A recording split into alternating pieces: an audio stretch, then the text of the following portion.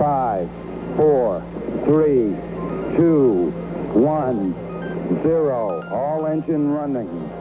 Liftoff.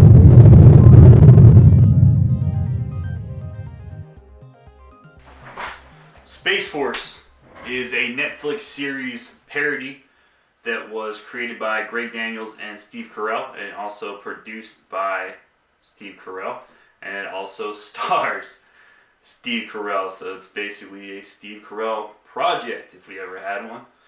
And Steve Carell plays a 4-star general, General Nerd, and he is given complete authority to run and improve and basically create the new branch of the armed forces, which is the Space Force. It is creating a new branch in the United States military. Space Force, which Mark will run.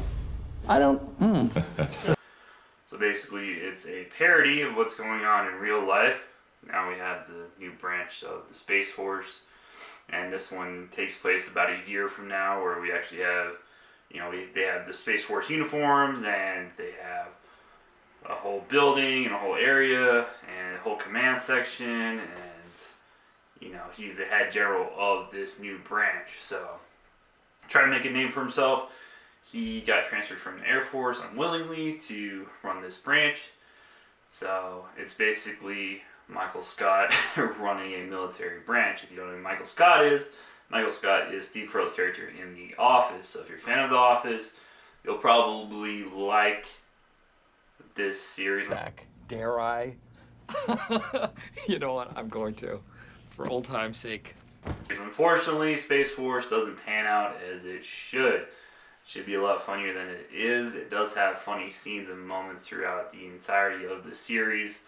I think there was some missteps. I think it could have been, have different aspects on different episodes, but they went the direction they did, which was a lot of parody and more political than anything, which was rough. A lot of the political jokes weren't that funny. The best part about the series, I will say, is Steve Carell. Steve Carell's good. Once again, he's really funny all the time. I always love Steve Carell. His back and forth, his banter, his wittiness, his charm is, it's really good. John Malkovich is also very good. So their banter back and forth is awesome. John Malkovich is classic John Malkovich in this, honestly. So the game of mental chess has begun. It's hungry hippos at best. He's really dry humor, and he's really to the point, and he's the head scientist of the Space Force in this parody, and plays Dr. Mallory. So he has a bunch of one-liners that are really witty and funny, and he's very, very dry. So you get that dry humor side of John Malkovich, whereas you get the zany, crazy stuff from Steve Carell, and then, the back and forth banter of, who's really in charge and all this other stuff. So there was a couple really entertaining episodes. You've got the Air Force, kind of the big brother to the Space Force, so they kind of go back and forth, and they talk a lot of crap, and there's a huge laser tag competition. One episode that was pretty entertaining, but there's one scene, or one episode rather, Steve Carell goes on their moon, so he's basically living in this, simulated moon area, going through different, procedures and whatnot, and they have their main staple for all their meals is potatoes, so he has to sit there and eat potatoes every single day, every single meal, and try to enjoy it. So he gets super, overdone with the potatoes, and he's done with this whole environment, and that was a good episode. A couple other ones. There's a lot of drama, which is completely unnecessary in this. I get the drama with his wife, so his wife's in prison, so he's trying to get her, get her out, or not get her out, but trying to establish, keep that relationship with his wife. And he also meets someone at his command center, so he wants to be, with that person. They're talking about dating and all that stuff, open relationship. All that stuff we don't really need. I get it, because it's kind of integral to his character, Steve Carell's character. But he has a daughter too, which every single episode with his daughter was just, drawn out, extra filler that we didn't need. She's not an interesting character. She's really dry. She doesn't really add much to the story. She doesn't really do anything over the top. She's just kind of there. And, you know, we get it. Like, Steve Carell has problems with his daughter, like raising his daughter. He's basically a single father right now. And he's a 4-star general, so he's dealing with all that stuff back in Space Force. So we get that whole home dynamic, which is fine to add to his character, but I don't think we needed any scenes with her, or at least too many. Like, as many as they had, which was like every other, or at least almost every episode was at least half the episode's runtime was her perspective and what she was doing. So anytime you get off screen from John Malkovich or Steve Carell, it gets super dry. And, you know, his 1-star assistant, he tries to be funny, he tries to be, you know, crazy, whatever else.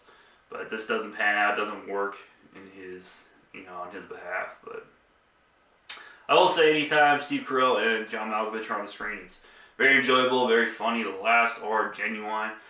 They had a lot of good humor, a lot of good writing in those scenes, but the other half is just drawn out, you know, filler that you don't need. But hopefully, if they do go to season 2, they kind of bridge that gap and fix a couple things. So I'm going to give Space Force a 4 out of 10. If you get bored enough, if you did like The Office, I would say you'll probably like this. It's a little bit different. Steve Carell is basically Michael Scott, so if you like the character of Michael Scott, is that kind of humor, you'll probably enjoy Space Force. There's a lot of drawbacks in Space Force. It is pretty short. Episodes are about 30 minutes each, so you can kind of run through it pretty quick. You can binge it in a couple days, honestly, 2, maybe 3 days, if you get super bored. I would say if you have Netflix, it's free, so if you got Netflix already, you might as well watch it, check it out. But yeah, it didn't really pan out. Hopefully they fix those issues on the 2nd season, but we'll see. Next up, we got promotions. We got the Degenerate Ziac and his Unruly adventures completely funded. Stretch goal is complete and reached, so we're working on our next stretch goal. By the time this goes up, we should have about 3 days left on the Kickstarter, so if you do want a copy, when it comes out, the first printing of the first edition of the first issue of the Ziac in your hands, delivered to you with free shipping. Just pay the cost of the pledge. Go check out the Kickstarter and get your issue, because it's going to be badass. It's going to be a really cool issue. For those of you that don't know, it's my new comic book. So I have Killers #1 also on the Kickstarter. If you want both comics, you can order both. If you just want Ziac, you can order Ziac. If you just want Killers, you can go in the store and order Killers right now, and I can send it to you literally next week. So check out the store. Also, we got prints. So if you want Wolverine or Iron Man or Batman, whatever kind of print you see on the store, you can order those. I have different sizes on a couple of different ones. If you want a special order, you can order a commission, and I can draw out whatever you'd like based on the commission you want. So check those out. We got up next charities. Fisher House Foundation. At Fisher House Foundation, we put bricks together. We build homes away from home, close to military and VA medical centers, so free lodging and care are close together. But more importantly, we bring families together so they can recover, heal, and ultimately put their lives back together. Imagine what more we can do together. If you're trying to make a difference in a vet's life or the widow's life or family's life in need, please go check out Fisher House Foundation. A really, really great organization doing a lot of work around the States. So give them a look. Subscribe for our newsletter on the site, and we'll send you any updates or info we got to your email. You can check it out. And that's all I got. Click down below to get cryogenically frozen.